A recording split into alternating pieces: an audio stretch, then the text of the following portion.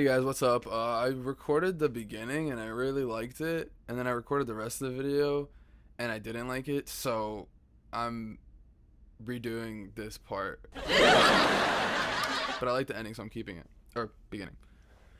Anyways, let's get right into this. Today I'm gonna show you guys my song, our band song, 1984 by Honey Crush. I'm gonna show you kind of the way it was made in Garageband. We're gonna show you, by we, I mean me. So, but yeah, I'm gonna show you this. I'm gonna show you how we made a little bit of it. I'm gonna talk about the lyrics. I'm gonna talk about a little everything, kind of get into all that jazz. So if we start off here in GarageBand, we work in GarageBand because we think it's just very intuitive. But as you can see, a lot of different guitar parts, a lot of different bass parts. We got the acoustic, got the singing, we got the drums, a lot of different things. We record the drums with one mic, and then we kind of splice some things together. As you can see, a lot of things spliced together. Some things were recorded all in one day. Some things we added in before or after. But for the most part, we kind of try to just record everything in one day, like each part one day. And then we go right into, and then like when we're finished with it and we're doing everything, we sort of just, je ne sais quoi, comment se dice, just add stuff in after, basically. So Humberto, the little bassist boy that we have, he helped me work on the bass. I recorded a majority of it. He helped with just like the production of everything. So did David, our little guitarist, and so did Nico, our little drummer. Nico and I worked on the drums together. It was probably a 50-50 split of what we worked on it together.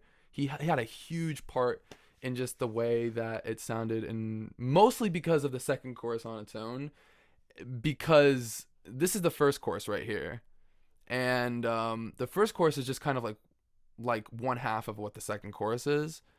And initially when I wrote the song, because I write all my songs on acoustic guitar, usually I transition it over to electric, but I really liked the way it sounded on acoustic, so I kept it like that. It's all nice and warm and fuzzy and comfortable. So with the second chorus, I wanted to just kind of do the same thing that I did with the first chorus, where it's just kind of I don't know what's coming for. It just kind of jumps into it. It just kind of jumps right into the song, or like the chorus rather. And the second chorus, I was like, it's gonna go right into there, and then the drums will be a little different in the second part, so with the guitar. But Nico, when he was listening to it, he kept muting certain parts. He was like, "Ooh, let me do this. And he got rid of the drums for the first half, and he got rid of I think he just got rid of the drums and the bass, and then he had it all come in the second part right here. Can you tell me that it's fine while you're working the night? Like, and he had it all coming right there, and I was like, that's kind of cool. So we kind of reworked it a little bit and added that. I added the slow little, that little slow little drum build up is what I added into there, and the bass we put in. So that's my favorite part of the song. Especially, I mean, I love the ending too, but my favorite part of the song was definitely just that whole build up into that sort of section right there. And I'm so grateful Nico could have been there to help me work on that. When I wrote this song initially, it was about 2 months ago I wrote it. It took us about, it took me about 2 weeks to write the thing fully. We came up with the bass, I would say probably the first day we started talking about the song and getting to record it. We came up with the drums as we were recording the song. Basically, I write all the songs. I write the like acoustic guitar parts first, and then like some sort of melody that goes throughout it. When we start recording, is kind of we just do like the bass part, and then the drums is what we kind of do when we're recording. The lyrics I do while I'm writing the acoustic part and the electric part. with the melody. That's just what I do with every song, even this one. And you can. I wanted this song to just be a very simple, straightforward song, but with a lot of layers to it. I really wanted that extra emphasis in that chorus with that lead guitar riff. I don't know what's co- It's like a little echo, a little reverb on this guitar part. I hard panned it to the right and left and doubled it on top of each other to just give this extra emphasized effect. And then this sort of lead guitar part that I have going through the main verse, or like the first verse and the second verse, was actually written by accident because David was trying to record the main guitar riff, which is this dumb little thing.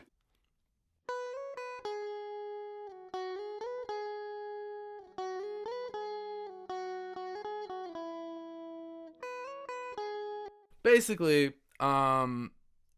he was trying to record it, and then he kind of messed up a little bit, and then he started doing this little thing, like this little slide thing, this little, and I looked at him and he looked at me and we were like, that's kind of cool. And I just remember he was like, dun, dun, dun, dun, dun, dun, dun, dun. And then I was like, dun, dun, dun, dun, dun, dun, dun, dun, dun, dun, dun. And we were just like freaking out. We were like, whoa, this is the melody. This is the melody. This is cool. And I just ran. I grabbed the piano. I started playing it, trying to figure out this melody. And we initially wanted to have some sort of piano part in the song, and we wanted this guitar part to kind of do that. But again, it's a simple song. We wanted to just keep it simple, not change it too much because we liked what we had. It was just really interesting recording the song because, you hear it one way, and then, you have all these people come together and you're like, oh, they're telling me this sucks. I have to redo it. I have to do something else. And then you redo it, do something else, and it sounds better. So that was a little interesting little tidbit there. That's basically the whole lead guitar part. I really like this little riff that I do in the second, like towards the latter half of the second verse and in the pre-chorus, like this. That also sort of makes a comeback in the end of the song. Well, that's actually not it because I'm stupid and dumb. It's a long song, and I think the way I look at a song that's kind of long and has a lot going on is you need to kind of keep some sort of thread of familiarity going through it. So that's why the acoustic guitar, it's just 4 chords. It's literally just 4 chords.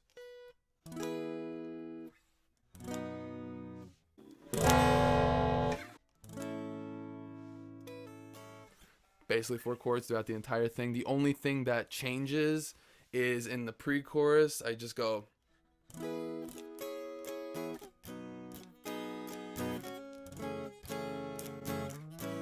Also, that's not the fucking pre-chorus. I'm cursing too much. Sitting here editing, eating these crackers, and I say I'm cursing too much, and I've only said like a curse word once. I just thought it was really stupid. I don't know. I meant to say the little post-chorus instrumental thing, and then in the end it just goes like.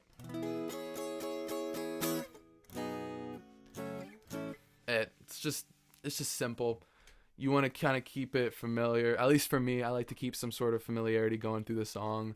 It just makes it so that there's not too many things happening at once, and you go from one thing to the next, and the next, and the next, and the next. And plus, I think this little riff thing is kind of like one of the. This little. And then the freaking. It's probably the first little melody that came up when I was writing the song, and I just thought it sounded perfect to keep in the song and do a bunch of cool stuff with. So I just did that.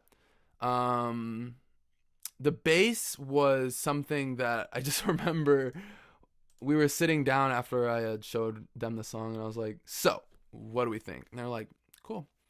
And they were like, "But do we have a bass part?" And I was like, "No."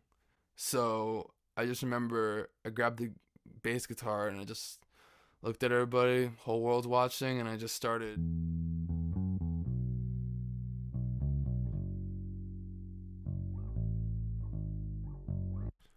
doing this little thing, and it's cool. It's kind of bouncy. It's sort of, it doesn't have too much movement. Just kind of flows between everything in this bouncy sort of hip hop way. Not hip hop like hip hop, but you get what I mean.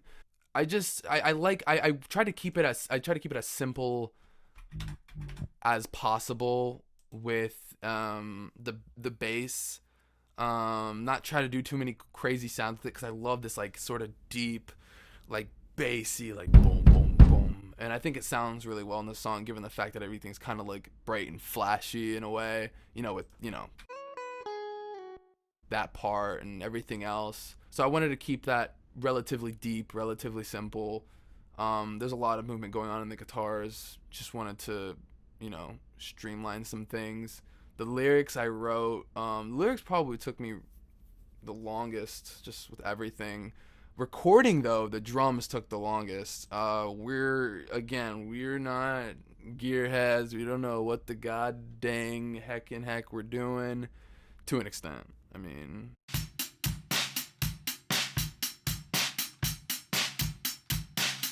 Nico came in on the drums. I know he did that, and then I did this part, maybe, possibly this. Yeah, I did. I recorded this part. Um,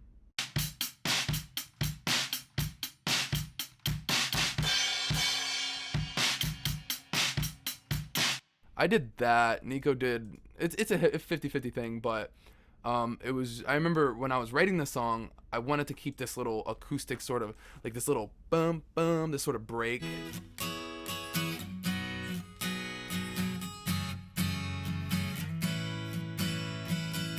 I wanted to keep that break in there. I wanted to figure out a way to do that. And I remember I was just like, okay, how do we do this? And it took us the longest to just figure out the drums, how we sounded it. We recorded the drums one day, and then I just was listening to it and I was like, I don't like this. And then we just came back, Nico and I, and we just figured it all out. And we're very happy with the result. I'm trying to think of anything else, guys. A lot of different lead guitar stuff going on here. The ending, it's I whenever I write a song, I try to like listen to it in one way, and then I try to just like stick with it. It makes the song just sound very organic and natural and live, and very homey and comfortable. So this is 1984. This is the song. We're working on a lot of other stuff now. We're gonna write, not write. I've basically written everything. We just have to record a bunch of stuff. We're gonna put it on an EP that I kind of have all planned out. It's just a matter of recording it. Hopefully it won't take 3 months again like this did with 1984.